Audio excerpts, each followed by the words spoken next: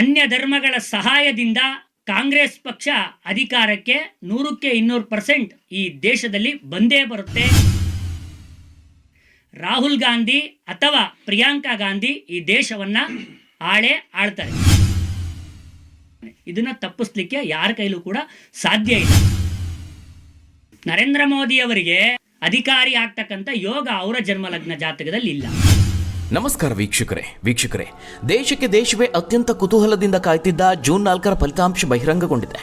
ಫಲಿತಾಂಶ ಬಿಜೆಪಿಗೆ ಕಹಿ ಸುದ್ದಿಯನ್ನು ನೀಡಿದರೆ ಮೋದಿ ವಿರೋಧಿ ಬಣವಾದ INDIA ಮೈತ್ರಿಕೂಟಕ್ಕೆ ಸ್ವಲ್ಪ ನಿರಾಳ ಅನಿಸಿದೆ. ಫಲಿತಾಂಶವನ್ನು ಏಕಪಕ್ಷೀಯವಾಗಿ ನೋಡಿದ್ರೆ ಅತಂತ್ರ ಫಲಿತಾಂಶ ಬಂದಿದೆ. ಹೀಗಾಗಿ ಕೇಂದ್ರ ರಾಜಕಾರಣದ ಪರಿಸ್ಥಿತಿ ಅತಂತ್ರವಾಗಿದೆ ಅಂತಲೇ ಹೇಳ್ಬೋದು. ಹೀಗಾಗಿ ಎರಡೂ ರಾಷ್ಟ್ರೀಯ ಪಕ್ಷಗಳಾದಂತಹ ಬಿಜೆಪಿ ಹಾಗೆ ಕಾಂಗ್ರೆಸ್ಗೆ ಮಿತ್ರ ಪಕ್ಷಗಳ ಬೆಂಬಲ ಅನಿವಾರ್ಯ ಅನಿಸ್ಕೊಂಡಿದೆ. ಈಗಾಗಲೇ NDA ಮೈತ್ರಿಕೂಟ ಮ್ಯಾಜಿಕ್ ನಂಬರನ್ನು ದಾಟಿ 292 ಸ್ಥಾನಗಳನ್ನು ಪಡೆದುಕೊಂಡಿದೆ.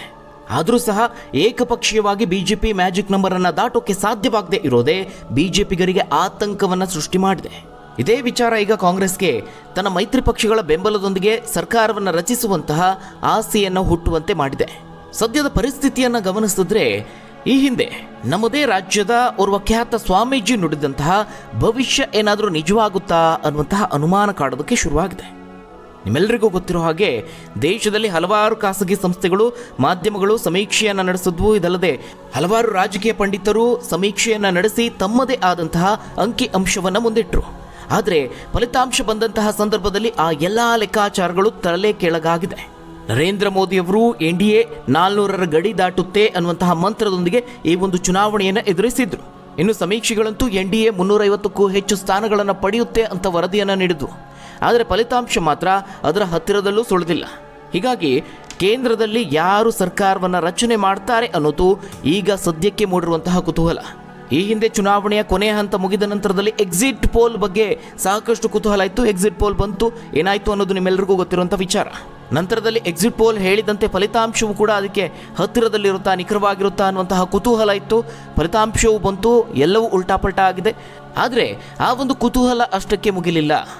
ಈಗ ಸರ್ಕಾರವನ್ನು ಯಾರು ರಚನೆ ಮಾಡ್ತಾರೆ, ನರೇಂದ್ರ ಮೋದಿ ಅವರೇ ಮತ್ತೊಮ್ಮೆ ಪ್ರಧಾನಿ ಆಗ್ತಾರಾ ಇಲ್ವಾ ಅನ್ನೋದು ಈಗ ಕುತೂಹಲವನ್ನು ಮೂಡಿಸಿದೆ. ಆ ಮೂಲಕವಾಗಿ ಕರ್ನಾಟಕದ ಖ್ಯಾತ ಸ್ವಾಮೀಜಿಯೊಬ್ಬರು ಫಲಿತಾಂಶದ ಕುರಿತಾಗಿ ನುಡಿದಿದ್ದ ಭವಿಷ್ಯ ಈಗ ಮುನ್ನೆಲೆಗೆ ಬಂದಿದೆ. ಫಲಿತಾಂಶಕ್ಕೂ ಮುನ್ನ ಸಮೀಕ್ಷೆಗಳು ರಾಜಕೀಯ ಪಂಡಿತರ ಲೆಕ್ಕಾಚಾರಗಳು ಒಂದು ರೀತಿಯಾಗಿ ಹೇಳಿದ್ರೆ, ಈ ಸ್ವಾಮೀಜಿ ಮಾತ್ರ ಅದಕ್ಕೆ ತದ್ವಿರುದ್ಧವಾಗಿ ಯಾರೂ ನಂಬದಂತಹ ಒಂದು ಭವಿಷ್ಯವನ್ನು ನುಡಿದಿದ್ರು. ಆದರೆ ಈಗ ಫಲಿತಾಂಶ ಬಂದ ನಂತರದಲ್ಲಿ ನರೇಂದ್ರ ಮೋದಿ ಅವರು ಪ್ರಧಾನಿ ಆಗ್ತಾರಾ ಇಲ್ವಾ ಅನ್ನುವಂಥದ್ದು ಅನುಮಾನ ಮೂಡಿಸಿದೆ. ಹಾಗಾದರೆ ಅಷ್ಟಕ್ಕೂ ಆ ಸ್ವಾಮೀಜಿ ನುಡಿದಿದ್ದ ಭವಿಷ್ಯ ಏನು? ಅವರು ನುಡಿದಂತಹ ಭವಿಷ್ಯ ನಿಜವಾಗುತ್ತಾ? ನರೇಂದ್ರ ಮೋದಿ ಅವರು ಪ್ರಧಾನಿ ಆಗೋದಿಲ್ವಾ? ಕೇಂದ್ರ ರಾಜಕಾರಣದ ಕಥೆ ಏನು? ಆ ಎಲ್ಲದರ ಬಗ್ಗೆ ಸಂಪೂರ್ಣ ಮಾಹಿತಿಯನ್ನು ನೋಡೋಣ. ಅದಕ್ಕೂ ಮುನ್ನ ವೀಕ್ಷಕರೇ, ದೇಶದ ಪ್ರಧಾನಿ ಯಾರಾಗ್ತಾರೆ ಅನ್ನುವಂತಹ ಕುತೂಹಲ ನಿಮ್ಮಲ್ಲೂ ಇದ್ದರೆ ತಪ್ಪದೆ ಈ ವಿಡಿಯೋವನ್ನು ಲೈಕ್ ಮಾಡುವ ಮೂಲಕವಾಗಿ ನಿಮ್ಮ ಅಭಿಪ್ರಾಯವನ್ನು ತಿಳಿಸಿ. ಹಾಗೆ ದೇಶದ ಮುಂದಿನ ಪ್ರಧಾನಿ ಯಾರಾಗಬೇಕು ಅನ್ನೋದನ್ನು ಈ ತಕ್ಷಣವೇ ಕಮೆಂಟ್ ಮೂಲಕವಾಗಿ ತಿಳಿಸಿ. ವೀಕ್ಷಕರೇ, 2024ರ ಮಹಾ ಚುನಾವಣೆಯ ಫಲಿತಾಂಶ ಬರ್ತಿದ್ದ ಹಾಗೆ ಕೇಂದ್ರ ರಾಜಕಾರಣದಲ್ಲಿ ಇಬ್ಬರು ಕಿಂಗ್ ಮೇಕರ್ಗಳು ಸೃಷ್ಟಿಯಾಗಿದ್ದಾರೆ. ಈ ಬಾರಿಯ ಲೋಕಸಭೆ ಚುನಾವಣೆಯಲ್ಲಿ ಬಿಜೆಪಿ ಬಹುಮತಕ್ಕಿಂತ ಕಡಿಮೆ ಸ್ಥಾನ ಗಳಿಸೋದರೊಂದಿಗೆ ತೆಲುಗು ದೇಶಂ ಪಕ್ಷ ಅಂದರೆ TDP, ಆ ಪಕ್ಷದ ಸರ್ವೋಚ್ಚ ನಾಯಕನಾದಂತಹ ಚಂದ್ರಬಾಬು ನಾಯ್ಡು, ಹಾಗೆ ಮತ್ತೊಂದು ಕಡೆ ಬಿಹಾರದ JDU ಮುಖ್ಯಸ್ಥರಾದಂತಹ ನಿತೀಶ್ ಕುಮಾರ್ ಅವರು ಈಗ ಕಿಂಗ್ ಮೇಕರ್ಗಳಾಗಿ ಹೊರಹೊಮ್ಮಿದ್ದಾರೆ. ಬಿಜೆಪಿ ನೇತೃತ್ವದ NDA ಜೊತೆಗೆ ಈ ಇಬ್ಬರು ಚುನಾವಣೆಯನ್ನು ಎದುರಿಸಿದ್ರು.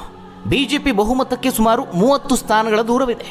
TDP 16, JDU 14 ಸ್ಥಾನದೊಂದಿಗೆ ಬಿಜೆಪಿಯ ಸ್ಥಾನಗಳ ಕೊರತೆ ಏನಿದೆ ಅದು ಬಹಳ ಸುಲಭವಾಗಿ ನೀಗುತ್ತೆ. ಹೀಗಾಗಿ ಕೇಂದ್ರದಲ್ಲಿ 3ನೇ ಬಾರಿಗೆ NDA ಸರ್ಕಾರ ಅಧಿಕಾರಕ್ಕೇರುವಲ್ಲಿ ಈ ಇಬ್ಬರದ್ದು ಬಹಳ ಪ್ರಮುಖವಾದಂತಹ ಪಾತ್ರ ಇದೆ. ಈ ಇಬ್ಬರು ಹಾಗೆ ಅವರ ಪಕ್ಷಗಳು NDA ಮೈತ್ರಿಕೂಟದಲ್ಲಿ ಇದ್ರೂ ಸಹ, ಅದರ ಜೊತೆಗೆ ಮೋದಿಯ ಬಲದೊಂದಿಗೆ ಅವರು ಚುನಾವಣೆಯನ್ನು ಎದುರಿಸಿದ್ರೂ ಸಹ ಬಿಜೆಪಿಗೆ ಆತಂಕವನ್ನು ಕಾಡ್ತಾ ಇದೆ. ಯಾಕಂದರೆ ಚಂದ್ರಬಾಬು ನಾಯ್ಡು ಹಾಗೆ ನಿತೀಶ್ ಕುಮಾರ್ ಅವರು ಯಾವ ಕಡೆಗೆ ಬೇಕಾದರೂ ತೂರಿಕೊಳ್ಳುವಂತಹ ರಾಜಕಾರಣಿಗಳಾಗಿದ್ದಾರೆ.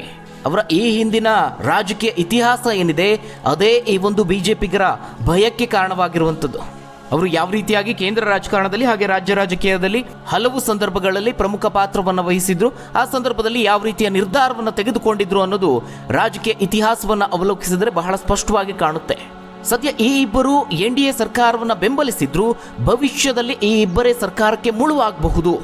ತಮಗೆ ಬೇಕಾದ ರೀತಿಯಲ್ಲಿ ಬೇಡಿಕೆಗಳನ್ನು ಇಡುವ ಮೂಲಕವಾಗಿ ಸರ್ಕಾರವನ್ನು ಹಾಗೆ ಅದನ್ನು ಮುನ್ನಡೆಸುವವ್ರನ್ನ ಅಂದರೆ ಮೋದಿ ಆಗಿರ್ಬೋದು, ಅಮಿತ್ ಶಾ ಆಗಿರ್ಬೋದು, ಇನ್ನಿತರ BJPಯ ವರಿಷ್ಠ ನಾಯಕರು ಯಾರಿದ್ದಾರೆ ಅವರನ್ನು ಸಂಕಷ್ಟಕ್ಕೆ ಸಿಲುಕಿಸಬಹುದು ಅನ್ನುವಂತಹ ವಾದವೂ ಕೂಡ ನಡೀತಾ ಇದೆ.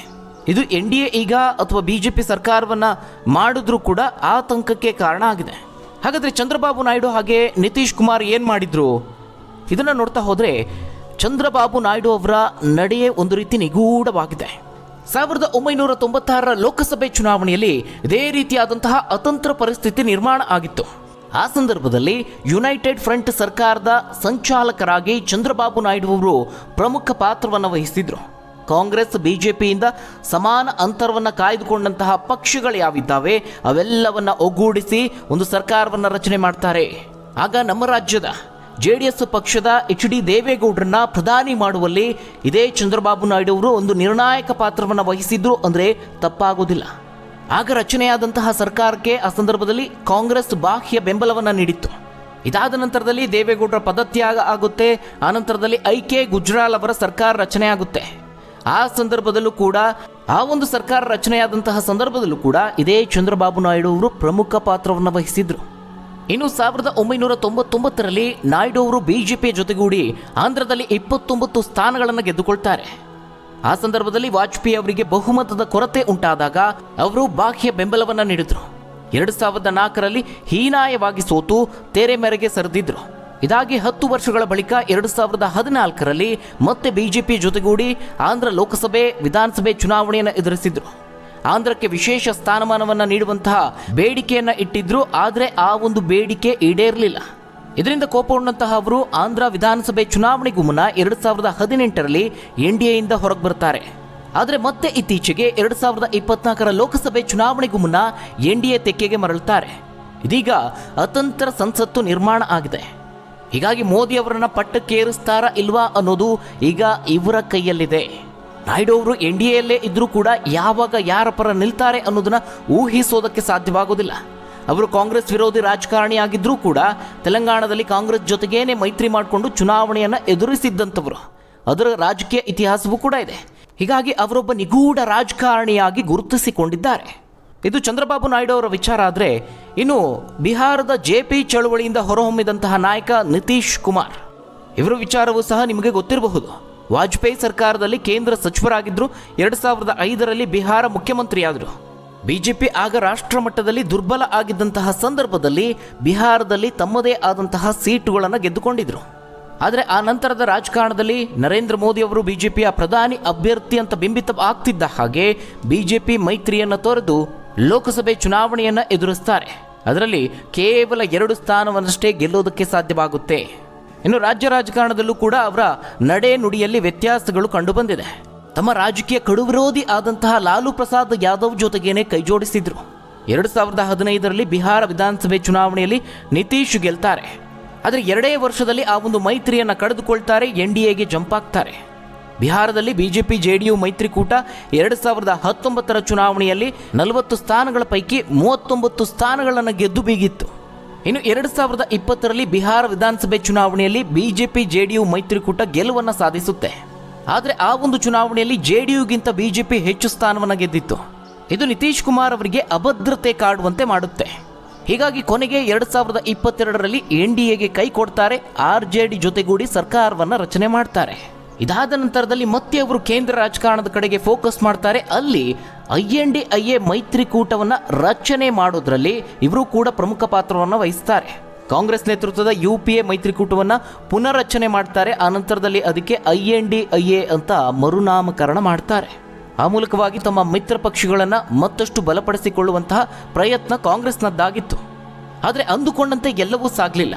2024ರ ಲೋಕಸಭೆ ಚುನಾವಣೆಗೂ ಮುನ್ನವೇ INDIA ಮೈತ್ರಿಕೂಟಕ್ಕೆ ಕೈಕೊಟ್ಟು ನಿತೀಶ್ ಕುಮಾರ್ ಅವರು NDAಗೆ ಜಿಗಿತಾರೆ. ಅಂದರೆ ಒಟ್ಟಾರೆಯಾಗಿ ಅವರ ರಾಜಕೀಯ ಇತಿಹಾಸವನ್ನು ಗಮನಿಸಿದ್ರೆ ಅವರು ಪದೇ ಪದೇ ತಮ್ಮ ರಾಜಕೀಯ ನಡೆಗಳನ್ನು ಯಾರಿಗೂ ಕೇಳದೆ ಬದಲಾಯಿಸ್ತಾರೆ. ಹೀಗಾಗಿ ಅವರು ಯಾವಾಗ ಯಾವ ಕಡೆ ಹೋಗ್ತಾರೆ ಅನ್ನೋದನ್ನು ಊಹಿಸೋದಕ್ಕೆ ಸಾಧ್ಯವಾಗೋದಿಲ್ಲ. ಈಗ ಒಂದು ವೇಳೆ BJP ಮತ್ತೊಮ್ಮೆ ಸರ್ಕಾರವನ್ನು ರಚನೆ ಮಾಡಿದ್ರೂ ಸಹ ಚಂದ್ರಬಾಬು ನಾಯ್ಡು ಆಗಿರ್ಬೋದು ಅಥವಾ ನಿತೀಶ್ ಕುಮಾರ್ ಆಗಿರ್ಬೋದು ಸಾಕಷ್ಟು ಬೇಡಿಕೆಗಳನ್ನು ಇಡುವಂತಹ ಸಾಧ್ಯತೆ ಇದೆ. ಅಲ್ಲದೆ ಇವರಿಬ್ಬರನ್ನ ಹ್ಯಾಂಡಲ್ ಮಾಡೋದಕ್ಕೆ BJP ಸಾಕಷ್ಟು ಸಮಯವನ್ನು ಅದಕ್ಕಾಗಿ ಮೀಸಲಿಡಬೇಕಾಗುತ್ತೆ. ಒಟ್ಟಾರೆಯಾಗಿ ಕೇಂದ್ರ ರಾಜಕಾರಣದಲ್ಲಿ ಒಂದು ಅಭದ್ರತೆ ಮೂಡಿದೆ. ನರೇಂದ್ರ ಮೋದಿಯವರು ಮತ್ತೊಮ್ಮೆ ಪ್ರಧಾನಿ ಆಗ್ತಾರಾ ಇಲ್ವಾ ಅನ್ನುವಂಥದ್ದು ಅನುಮಾನಕ್ಕೆ ಎಡೆ ಮಾಡಿಕೊಟ್ಟಿದೆ. ಮತ್ತೊಂದು ಕಡೆ INDA ಏನಾದರೂ ಸರ್ಕಾರವನ್ನು ರಚನೆ ಮಾಡಿದ್ರೆ ಅವರ ಪ್ರಧಾನಿ ಅಭ್ಯರ್ಥಿ ಯಾರಾಗಬಹುದು ಅನ್ನೋದು ಕೂಡ ಸಾಕಷ್ಟು ಕುತೂಹಲವನ್ನು ಮೂಡಿಸಿದೆ. ಆ ಮೂಲಕವಾಗಿ ರಾಜ್ಯದ ಖ್ಯಾತ ಸ್ವಾಮೀಜಿಗಳಲ್ಲಿ ಒಬ್ಬರಾಗಿರುವಂತಹ ಯಶವಂತ್ ಗುರೂಜಿ ಅವರು ನುಡಿದಂತಹ ಭವಿಷ್ಯ ಈಗ ಮುನ್ನೆಲೆಗೆ ಬಂದಿದೆ. ಚುನಾವಣೆಗೂ ಮುನ್ನ ಯಶವಂತ್ ಗುರೂಜಿ ಅವರು ಮೋದಿ ವಿರೋಧಿ ಬಣ ತನ್ನ ಮಿತ್ರ ಪಕ್ಷಗಳ ಬೆಂಬಲದೊಂದಿಗೆ INDA ಮೈತ್ರಿಕೂಟ ಸರ್ಕಾರವನ್ನು ರಚನೆ ಮಾಡುತ್ತೆ ಅಂತ ಹೇಳಿದರು. ಇದಲ್ಲದೆ ನರೇಂದ್ರ ಮೋದಿ ಅವರು ಪ್ರಧಾನಿ ಆಗೋದಿಲ್ಲ, ಬದಲಾಗಿ ಓರ್ವ ಮಹಿಳೆ ಪ್ರಧಾನಿ ಆಗ್ತಾರೆ ಅನ್ನುವಂತಹ ಭವಿಷ್ಯವನ್ನು ನುಡಿದಿದ್ರು. ಹಾಗಾದ್ರೆ ವೀಕ್ಷಕರೇ, ಈ ಒಂದು ವಿಚಾರದ ಬಗ್ಗೆ ನೀವೇನಂತೀರಾ? ಮುಂದಿನ ಪ್ರಧಾನಿ ಯಾರಾಗಬಹುದು? ತಪ್ಪದೆ ನಿಮ್ಮ ಅನಿಸಿಕೆ ಅಭಿಪ್ರಾಯವನ್ನು ಕಮೆಂಟ್ ಮೂಲಕ ತಿಳಿಸಿ. ಧನ್ಯವಾದಗಳು ವೀಕ್ಷಕರೇ.